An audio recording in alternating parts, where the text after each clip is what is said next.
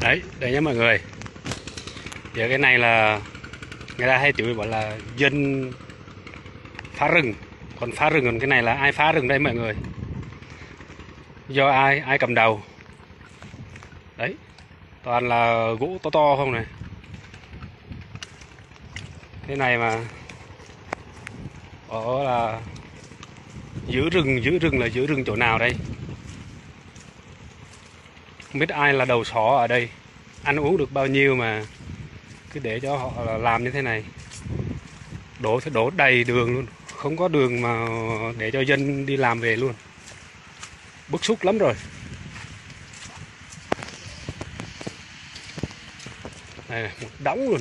Đấy, như thế này mà thua rồi. Gia Hà La này là thua rồi. Đấy, không biết những người cầm đầu ở đây không biết nhìn không hay là làm gì biết, mà không biết nhắc nhở mấy cái trường hợp này nữa.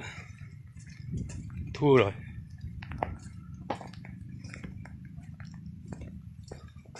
Không biết nói nữa. Bực bội lắm rồi. Ăn được mấy đồng bạc mà. Đấy, xem như thế này đây.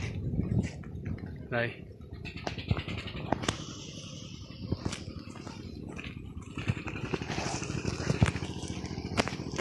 Cái này là phải nhờ cấp trên có thẩm quyền giải quyết thôi. Chứ để tình trạng này là không được rồi.